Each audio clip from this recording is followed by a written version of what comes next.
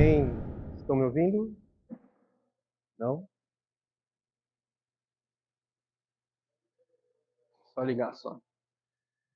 Amém. Amém. Muito bom você ter vindo nessa manhã, né? A Capela do Calvário é uma igreja que ela ensina a palavra, né? O nosso chamado é ensinar a palavra do Senhor. E o próprio Deus fala na sua palavra que Ele exalta a sua palavra, exalta o seu nome acima de todas as coisas. Então, ao a gente estudar a palavra, ao a gente aprender da palavra, ao a gente ministrar as pessoas lá fora, o que acontece? O Espírito Santo de Deus, ele honra esse chamado, ele agrega mais vidas à comunhão da Igreja de Cristo. Então vamos meditar, né, mais uma vez na palavra de Deus. Eu particularmente gosto muito de entrar na palavra de Deus. Eu acredito que você também ama meditar na palavra do Senhor e aprender cada dia mais o que Ele tem para falar conosco, tá?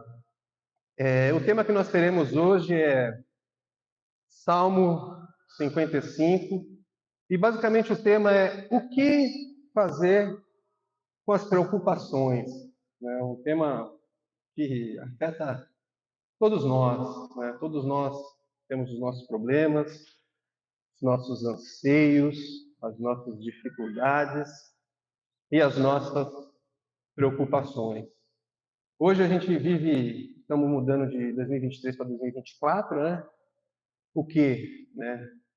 2024 aí, anos da ascensão de Cristo, né? Como o impacto do nosso Jesus Cristo em todos os lugares, né? Mas, assim, a gente tem os nossos problemas, que muitos deles nos acompanharam em 2023, e o ano vai virar e tem problemas que também vão continuar, né? Continua. E a nossa caminhada, a nossa vida, ela segue. Amém? Então, vem comigo aqui em Salmo 55. Abre sua Bíblia aí comigo, tá? Salmo 55. Entra comigo aí no versículo número 1. Então, nós vamos continuar estudando sobre a vida do rei Davi, tá? E Davi aqui está passando uns problemas muito sérios, assim, no seu reino, na sua condução do seu reino. E ele está ali, nesse salmo, ele está descrevendo toda essa questão, toda essa situação. E, como sempre, o salmo ele vai trazer a problemática, mas ele sempre traz a conclusão, né? A ação que envolve Deus e envolve os benefícios que Deus sempre é capaz de nos trazer. Então ele está orando nesse salmo, ele está escrevendo esse salmo, passando por uma grande dificuldade. E no versículo 1 do Salmo 55, a Bíblia fala assim: escuta a minha oração, ó Deus, não ignores a minha súplica. Tá? Então ele entra aqui num momento de oração, pedindo para Deus ajudá-lo, para Deus não ignorar a sua súplica. Mas o que estava acontecendo com Davi nesse salmo? Davi estava passando por um momento de perseguição na vida dele, e essa perseguição estava vindo nada mais, nada menos do que do seu próprio filho amado, chamado Absalão, tá? Diz referência à rebelião de Absalão. Ou melhor, a conspiração do seu filho Absalão. Absalão ele era um traidor de primeira classe. E ele queria tomar o reino das mãos de seu pai Davi. Imagina você, um pai, um filho que você cuidou, que você brincou, que você amou, que você compartilhou, de repente tendo que lidar com uma situação tão complicada de uma ambição surgindo ali na vida do garoto, na vida do rapaz, tá? Então, Absalão, por um bom tempo, ele começa a trabalhar essa conspiração de como ele tomaria o reino das mãos de seu pai. Isso atribulou muito, muito, muito a Davi. Chegou um tempo que Absalão ele foi para a porta da entrada da cidade e as pessoas ali do reino que vinham trazer questões para Davi, né, julgar, né, os conselheiros de Davi julgarem. Absalão ele começou a tomar frente e ele começou a chamar essas pessoas que vinham: onde você está indo? Você está indo trazer algum julgamento para o meu pai? Ó, meu pai, cara, o rei Davi, ele está muito ocupado, ele tem muitas questões do reino que ele precisa tratar e ele não está com tempo para tratar a tua causa, tá? Nem mesmo ele está deixando os conselheiros tratarem também. Mas quer conversar comigo aqui, né? Quer vir falar comigo? Então ele ficou ali na porta fazendo isso durante um bom tempo, praticamente ali tendo essa atitude política, né? E nessa toda essa situação agindo assim de forma política, né? Querendo ganhar os corações de todo, aos poucos ele foi roubando os corações das pessoas em Israel. E o povo começou a gostar de Absalão. Poxa, Absalão parece ser um cara legal, né? Está tratando as nossas questões, os nossos julgamentos, as nossas causas. Ele parece ser um cara bacana. Davi realmente está numa fase difícil, né? Já está com uma certa idade. Então, as pessoas foram gostando. Olha comigo o versículo 2 Samuel 15, 5 e 6. 2 Samuel 15, 5 e 6. E sempre, segundo Samuel, pessoal, só falando aqui, ele traz o fato que ocorreu da conspiração de Absalão, em que Davi está relatando no Salmo 55, tá bom? Então, aqui no versículo 2 Samuel 15, 5 e 6, a Bíblia fala assim: e sempre que alguém se aproximava dele para prostrar-se em sinal de respeito, Absalão estendia a mão, abraçava-o, o beijavam. Absalão agia assim com todos os israelitas que vinham pedir o rei que lhes fizesse justiça. Assim, ele foi conquistando a lealdade dos homens de Israel. Então, ele foi fazendo esse trabalho dele aí por uns bons anos, cerca de 4 anos, até que chegou o momento em que ele decidiu dar a sua cartada final, né? Ele pede para o seu pai, para Davi: pai, eu vou cumprir uma promessa em Hebron, tá? E logo depois eu volto. Davi falou: tudo bem, meu filho, vá.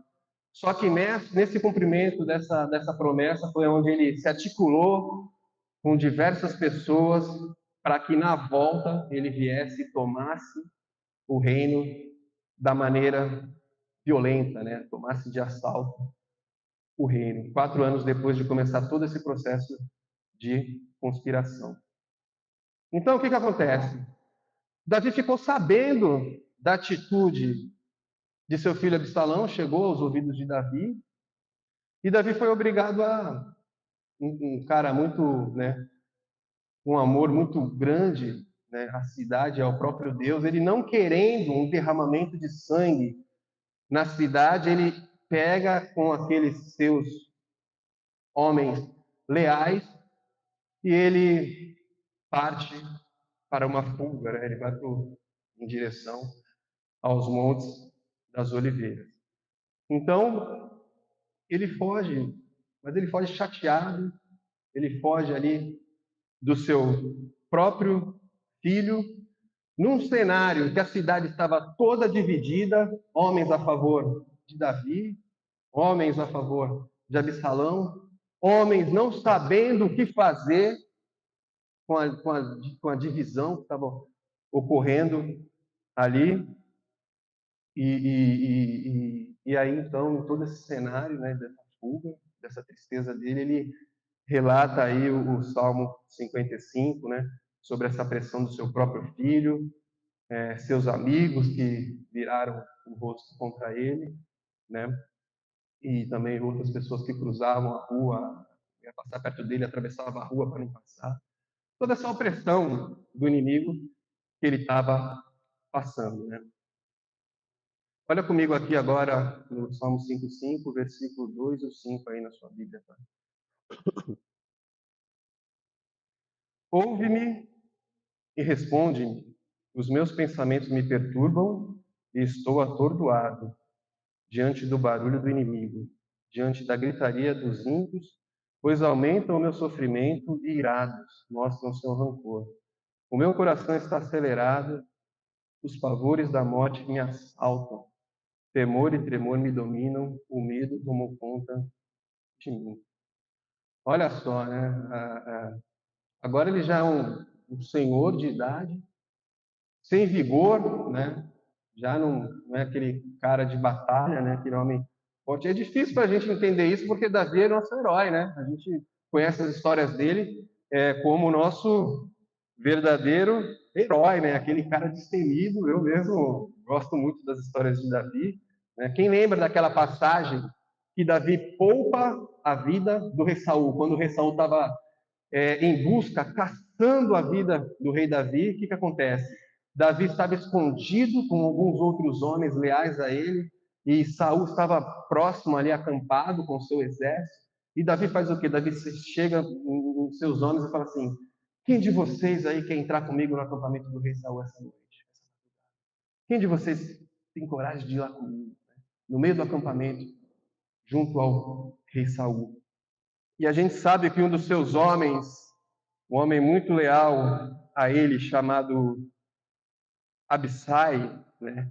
Ele falou: eu vou contigo, né? Se tu deixar, eu até mato o rei Saul. E Davi não deixa. Mas naquela noite, o que acontece? A Bíblia fala que Deus deu um sono muito forte ali para os soldados de Saul. E Davi entrou e eles pegaram a lança de Saul, olha só, e pegaram o jarro de água de Saul. Depois saíram de dentro do acampamento e um tempo depois eles mostraram o que eles fizeram, né? Extremamente corajoso. Ou então mesmo quando ele enfrentara Golias, né? O que ele disse? Olha, entregarei a sua cabeça, entregarei o Senhor te entregará nas minhas mãos, e eu tirarei a sua cabeça. Né? Cara, muito confiante em Deus e um garoto muito corajoso. Só que aqui ele está numa situação difícil, né? Como todos nós. Todos nós passamos também por situações difíceis e o rei Saul também está numa situação bem difícil. Olhando o versículos 6 e 8 aqui do Salmo 55, a Bíblia nos fala assim: então eu disse, quem dera eu tivesse asas como a pomba, voaria até encontrar repouso. Sim, eu fugiria para bem longe e no deserto eu teria o meu abrigo. Eu me apressaria em achar refúgio longe do vendaval e da tempestade. Então, o íntimo dele quer o quê? Quer sumir. Eu quero sumir daqui. Quem me dera eu tivesse asas, eu voaria para um lugar bem longe, né? Sairia de toda essa situação, me esconderia, acharia refúgio em outro lugar. Então ele ficou desiludido, né? Ele quer sair, ele quer fugir, tá? Seguindo aqui dos versículos 9 ao 11 do capítulo 55, ele continua a sua oração pedindo ajuda de Deus. Deus haja contra meus inimigos. E os versos dizem assim, do 9 ao 11, Salmo 55. Destrói os ímpios, Senhor, confunde a língua deles, pois vejo violência e brigas na cidade. Dia e noite eles rondam pelos seus muros. Nela permeiam o crime e a maldade. A destruição impera na cidade. A opressão e a fraude jamais deixam as suas ruas. Dando sequência aqui, no versículo 12 ao 14, mais uma coisa vai acontecer aqui que vai deixar Davi assim, agora com o seu coração mais partido ainda. E qual é o grande ponto que vai acontecer? seguir. Aitofel era o seu conselheiro fiel, seu conselheiro ali que o ajudava, né, o instruía em diversas situações que Davi precisava na condução do reino, né? Um homem extremamente íntimo a Davi, confidente de Davi, conversava muito, muito e aconselhava sabiamente Davi. E o que vai acontecer aqui? Versículo 12 ao 14. Se o inimigo me insultasse, eu poderia suportar. Se um adversário se levantasse contra mim, eu poderia defender-me. Mas logo você, meu colega, meu companheiro, meu amigo chegado, você com quem eu partilhava agradável comunhão enquanto íamos com a multidão festiva para a casa de Deus. O que acontece aqui, meu amado? Davi, ele fica sabendo que o seu conselheiro leal, Aitofel, agora estaria aconselhando o seu filho rebelde, estaria aconselhando Absalão em toda essa conspiração.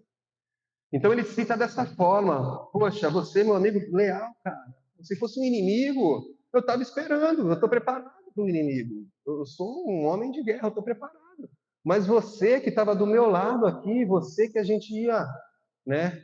A gente conversava junto, a gente ia adorar a Deus junto, né? Você que era meu amigo, eu não estava esperando você, nunca esperaria você. Mas isso acabou ferindo muito o coração de Davi, né? seu conselheiro, o traindo. Tem um sermão de Charles Spurgeon, sermão 225, que ele enfatiza algo muito interessante que a Bíblia nos ensina sobre essa questão. E eu vou comentar aqui o que ele cita. Aitofel apresentava para Davi o prato nobre do amor e da bondade, e depois o que é inferior, pois abandonou seu mestre, senhor, e tornou-se conselheiro de seu filho rebelde Absalão. Agora ele vai falar de Judas, Spurgeon fala de Judas e Jesus. Tá? Judas apresenta em primeiro lugar o prato da conversa agradável e bondade. O Salvador comia desse prato e andava até a casa de Deus junto com Judas e conversava docemente com ele, e depois veio a borra do vinho. Aquele que partilhava do meu pão voltou-se contra mim. Judas, o traidor, traiu o mestre.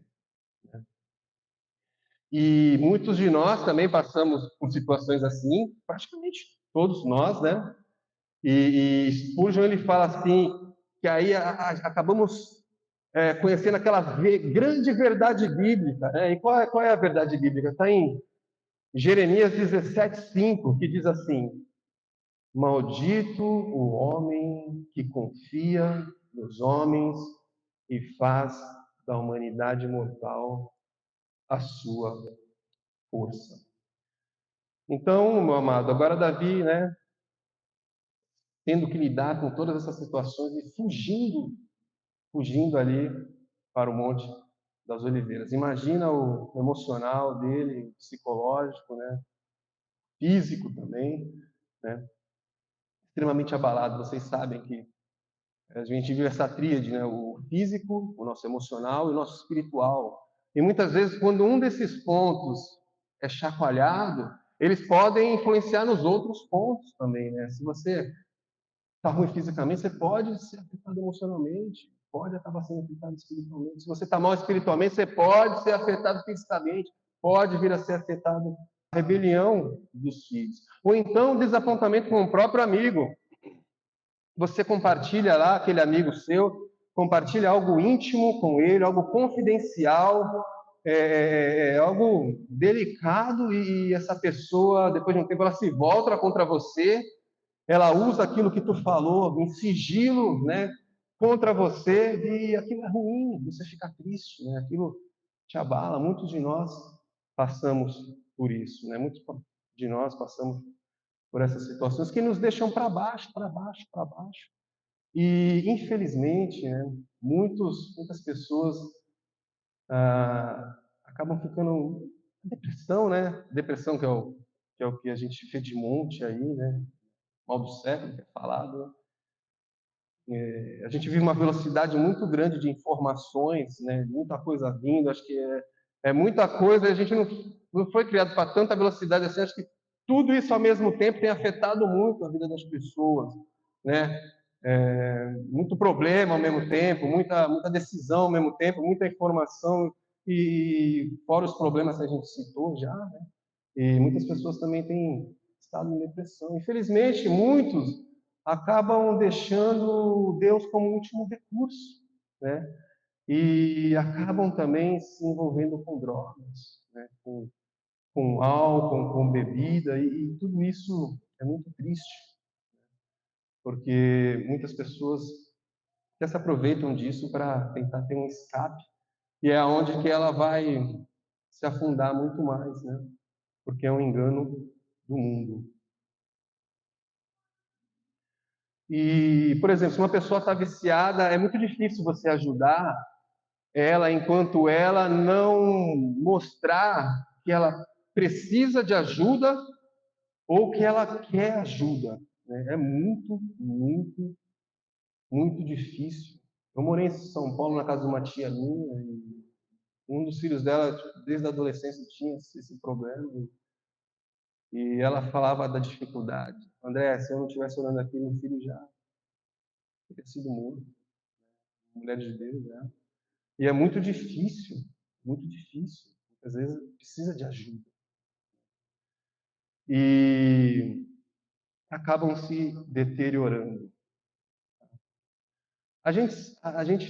Existem diversas drogas por aí, né?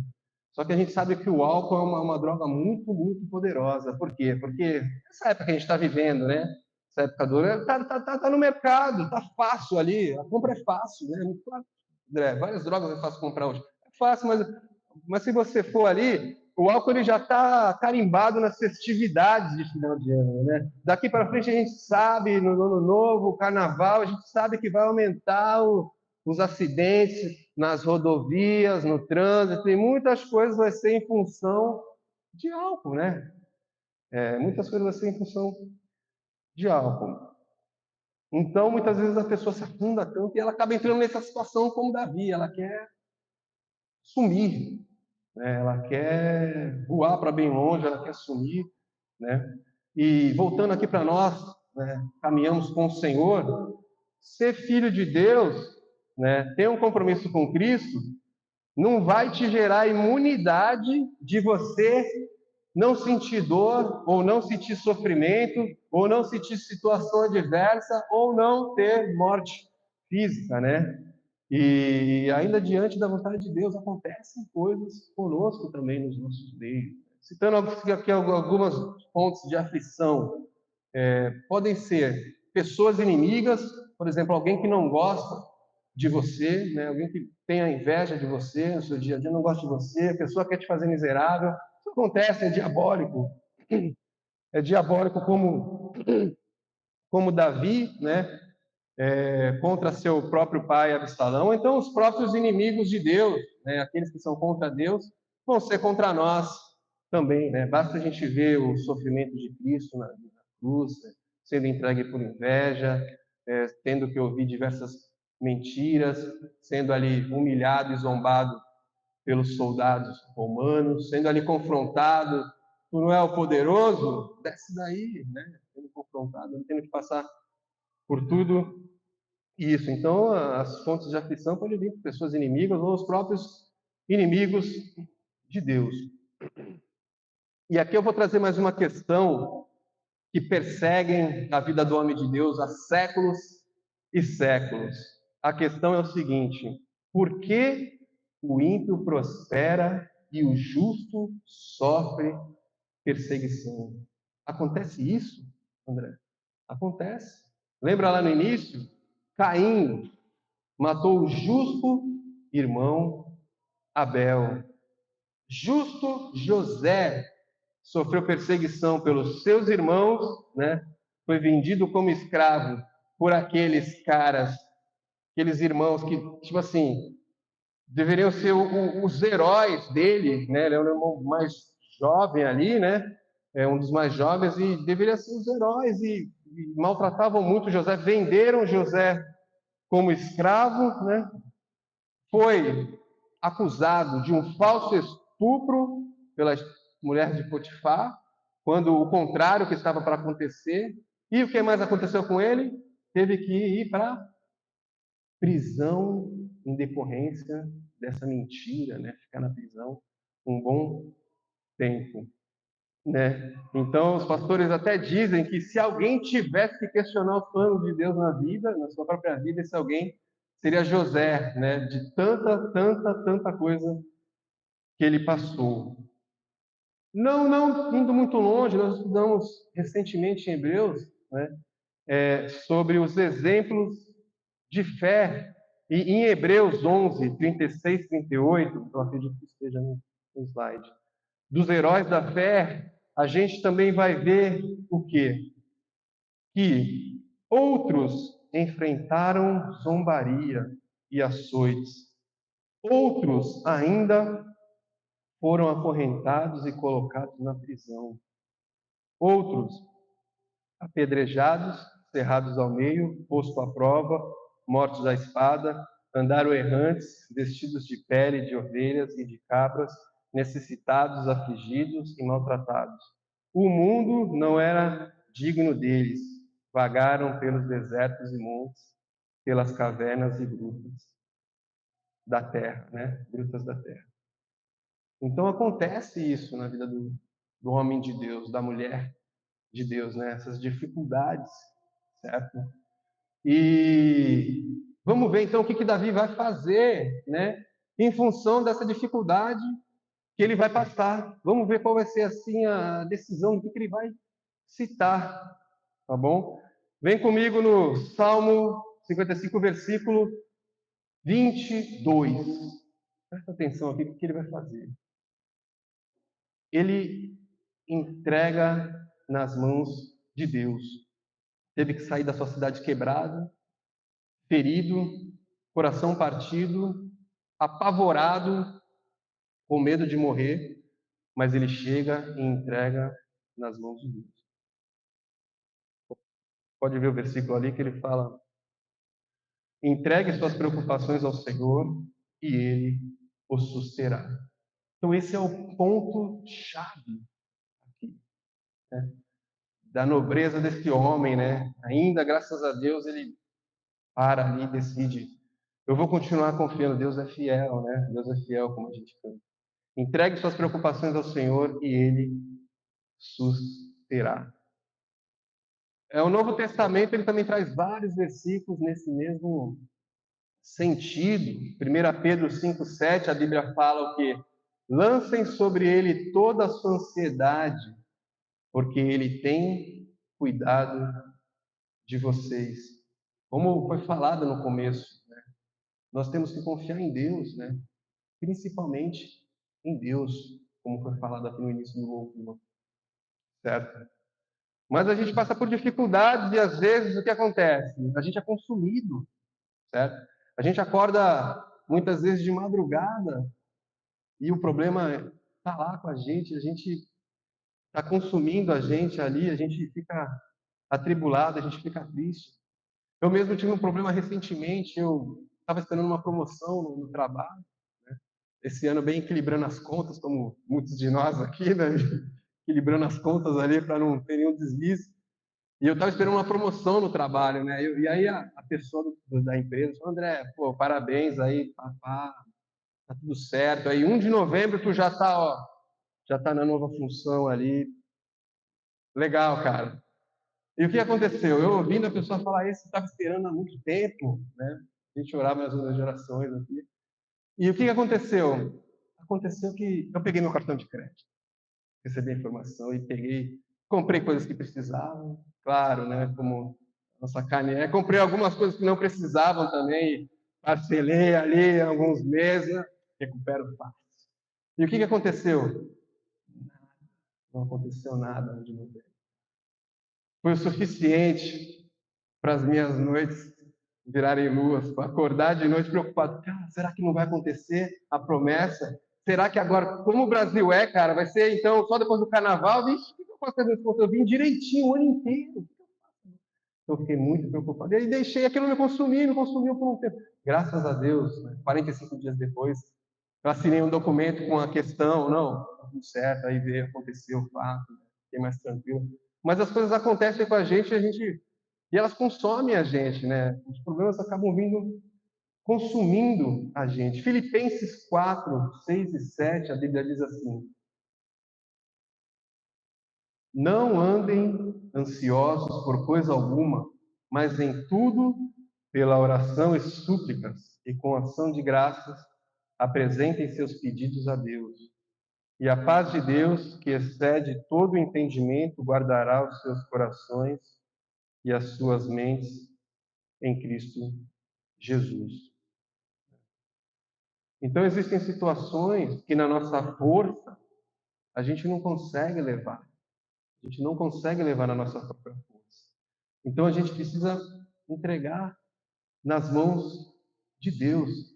Uma vez eu lembro, assim, pessoas ao meu redor, fora daqui da igreja, falando assim, quando a gente falava essa frase, as pessoas falavam, dá um desdém, tipo, ah, tu é preguiçoso, tu não é corajoso para resolver teu problema, né? As pessoas aí falam, não tem peito para resolver tua questão. Cara, mas é de uma profundidade tão grande esse entrega nas mãos de Deus, cara, é algo tão profundo, é algo que mostra assim uma maturidade a mais na vida das pessoas. E realmente entregar para Deus é ver que Deus é poderoso para tratar a questão. Eu não sou, né? Se eu fosse olhar para o meu problema, eu teria sucumbido. Mas se eu olho para Deus ali, Deus é poderoso para tratar nossos problemas. Então Deus mantém a gente ali guardado, mantém ali a famosa paz, como está aqui no versículo. Né? Eu gosto muito de uma analogia, ponto de vista entre Deus e o problema. Se você está com um problema e você olha muito para o seu problema, o que acontece? O seu problema fica grande, ele fica gigante. Se você olha muito para o problema, ele fica grande. E Jesus fica pequeno, porque você está focando muito no seu problema. Né? Você está perdendo. Lembra de Pedro? Venha a mim andando, né? Pode vir, você quer vir andando, né? Pelo mar. E Pedro, quando ele começou a olhar para o lado, ele tirou o olho de Jesus, o que aconteceu com ele? Começou a afundar. Então, quando a gente olha para o nosso problema, a gente perde Jesus de vista. E o problema consome a gente. Mas, ao contrário, se a gente olha para Cristo, o poder de Cristo, para tratar aquela questão, para a resolução da questão, a bondade de Cristo, que ele pensa as coisas melhores para a minha vida. O que acontece com o problema? O problema fica pequeno. Ele fica pequeno. Some. Um versículo que eu gosto muito, muito, muito, Isaías 26, 3, que diz assim: tu guardarás em perfeita paz aquele cujo propósito está firme, porque em ti confia. Então, uma promessa: Deus vai te guardar em perfeita paz, porque você confia nele.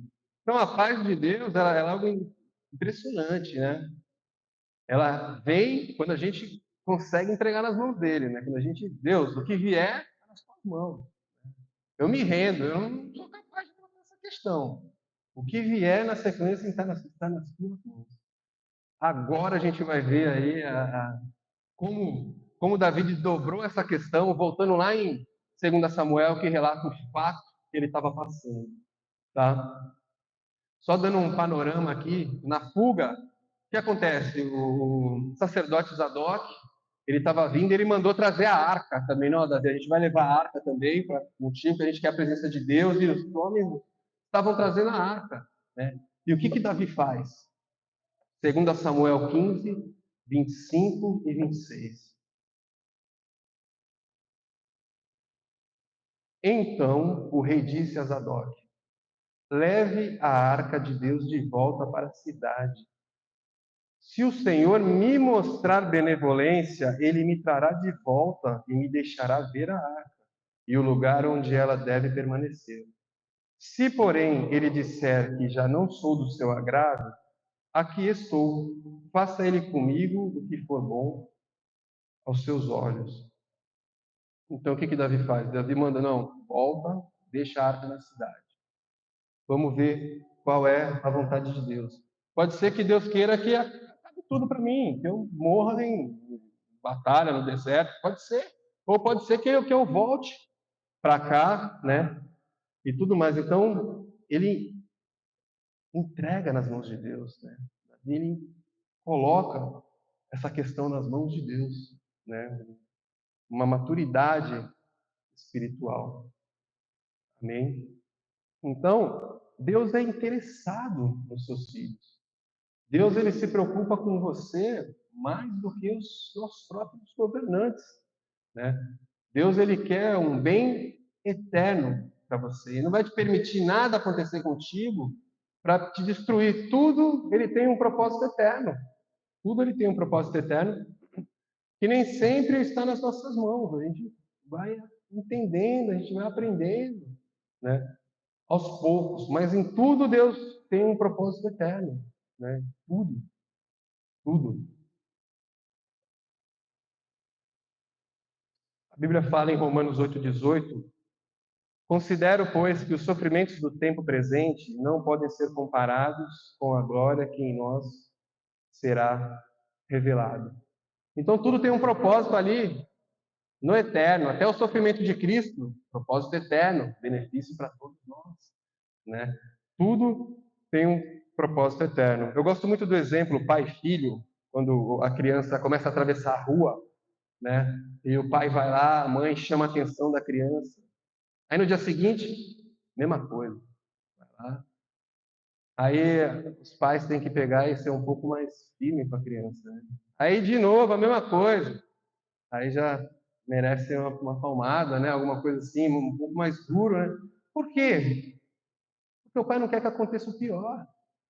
Não quer que a criança morra. A criança fique sem uma perna, né? Por atravessar a rua. Todos nós atravessamos a rua, né? Quantas vezes, meu pai puxou minha orelha. Todos nós fazemos isso, né? Então Deus age da mesma forma com a gente. Deus age da mesma. Às vezes é uma aflição, vem, entendeu? Jonas, pregar em Nínive, né? Se ele tivesse ido para Nínive direto, não precisava ter ido na barriga do peixe. Não precisava ter passado por toda aquela problemática. Mas ele escolheu, correu para o outro lado, Deus, não, tá bom, eu vou fazer a tua vontade, vai vir de qualquer jeito. Vai vir de qualquer jeito. Foi na barriga do peixe pregar em Nínive. Jeremias 29:11, aqui para acabar. Porque sou eu que conheço os planos que tenho para vocês, diz o Senhor. Planos de fazê-los prosperar e não de lhes causar dano. Planos de dar-lhes esperança e um futuro. Amém? Pessoal do louvor, pode vir. Vamos orar agora, tá? Senhor Jesus, nós somos gratos a Ti, Senhor. Te agradecemos, Senhor, pelo Teu imenso amor, Deus, e eu oro, Senhor, que se todos nós passamos por problemas, situações, e que o Senhor nos ajude a confiarmos em Ti, Senhor. A confiar na grandiosidade do Teu poder, a confiar no Teu amor leal, a confiar que tudo está no controle das Tuas mãos, Senhor.